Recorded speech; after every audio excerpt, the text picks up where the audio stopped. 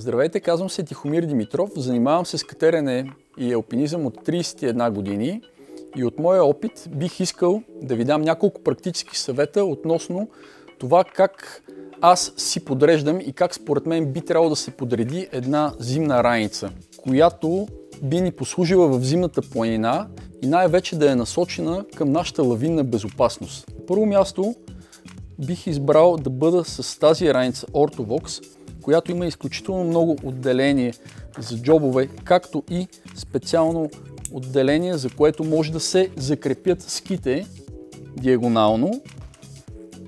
Но ако желаем по-специализирана раница за ски, която и за лавинна безопасност, която да има балон, трябва да си вземете специализирана раница, която притежава балон, който ви изважда на повърхността извън лавината. Понеже сме на зимна вълна, аз винаги нося един малък пикел, който винаги лесно може да се изважда от раницата по всякакъв начин. Той би ни бил полезен както да се подпираме в зимната планина, така и ни дава допълнителна безопасност при стръмните терени. Друго нещо, което винаги нося в раниците, би желал всеки един от вас да има, когато говорим за лавинна безопасност, е да имате лавинен уред. Аз винаги, когато ходя в зимната планина, имам лавинен уред, който се поставя непосредствено върху слоя дрехи, който вие никога няма да събличате. Не се допуска да ходите в зимна планина и вашият уред да се намира в раницата, в джоба на якито ви или където и да е, ако тази дреха ще се съблича. Затова се поставя върху най-често термобельото или в джоба на панталон. Не трябва да забравяте, че разстоянието между лавиния уред и телефона ви трябва да е минимум 30-40 см, защото настъпват смущения, което разбира се отразява на вашата безопасност. Раницата е изключително практична, изработена от здрава материя и ниско тегло. Тя се отличава най-вече с нейната практичност, защото лесно, бързо може да извадите вашата лавинна екипировка, сонда, лавинна лопата. Те се намират и се храняват в отделен и специален цип за това нещо и не се налага вие да имате напрежение с дрехи или някаква друга екипировка и досег до острите ръбове, най-вече на лопатата, спрямо останалата част от екипировката. Много бързо си изглабяте лопатата. Тя е задължителен елемент от лавинната екипировка. Много хубавото нещо при специално този модел лопати е, че вие много лесно може да я направите в пикел с две специални приставки. С ето тази приставка може да се постави така, че да играе ролята на пикел, който да ви помага в придвижването по не много опасен терен.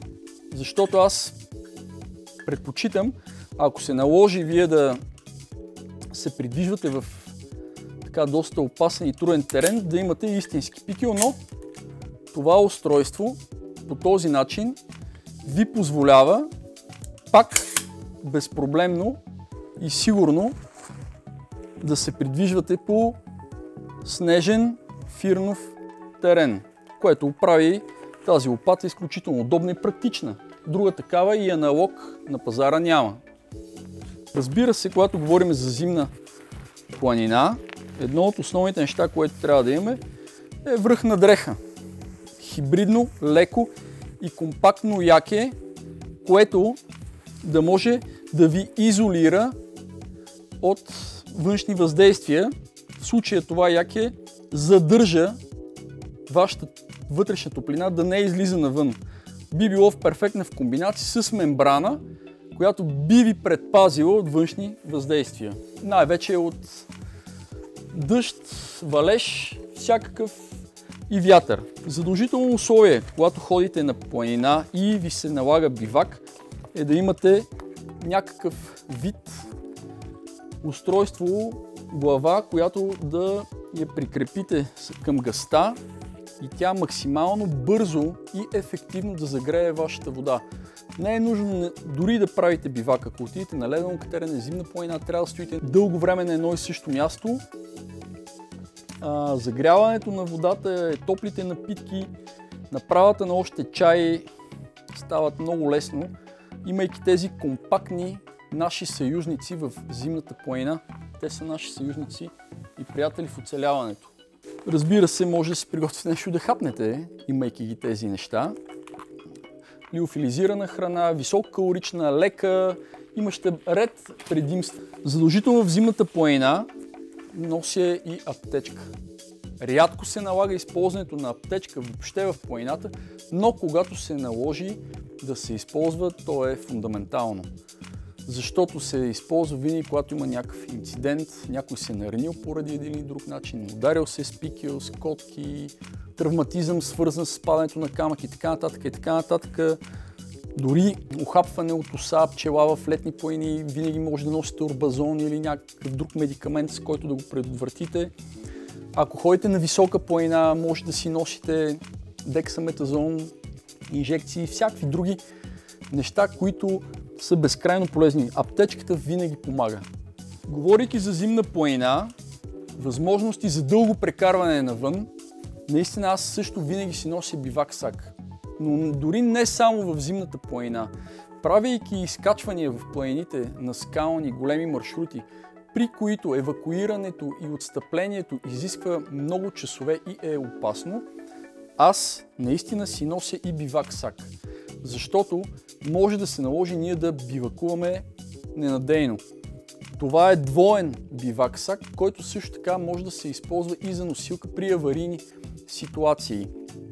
Двойният бивак сак е наистина много подходящ за двама човека и се препоръчва отколкото два отделни по много проста причина, че двама души, когато влязат в него, отделят много повече топлина, бивак сака я задържа, съответно вие изстивате много по-бавно. Дори не само, че понякога не изстивате, а напротив той я загрява и в същото време материята му е така направена, че ви пази от външни въздействия, т.е. валеж и вятър. Това е едно универсално средство за оцеляване и не само за оцеляване, а защо не и на едно по-приятно прекарване на бивака, който е извънреден. Това не е плануван бивак. Но все пак, притежавайки бивак сака, вие със сигурност ще оцелеете и то така доста комфортно. Задължително, когато аз ходя на планината, си нося и нож, с който да разрязвам фирна. С него безкрайно лесно и професионално се прави лавинен тест. Може да си направите игли и така нататък за бивакуване, но най-вече аз го използвам и е свързан при мен с оценката на риска на зимната планина. Правейки лавинен тест, вие най-добре може да оцените реалното състояние на склона, върху който вие се намирате. 200-300 метра по-нагоре или по-надолу, оценката на риска на този склон би била различна, но все пак лавинният профил, лавинният тест ви дава една отлична преценка на състоянието на снега, върху което се намирате. Не на последно място, в зимна планина ние си носиме и алпийски котки в раницата. Защото дали с ски, дали било на пешеходен туризъм, често наклона е голям, фирнован и за да се предпазим от падане и хлъзгане по терена, ние трябва да си сложиме котките. Те могат да бъдат алпийски, туристически и така нататък, но така или иначе трябва да фигурират в вашата зимна екипировка.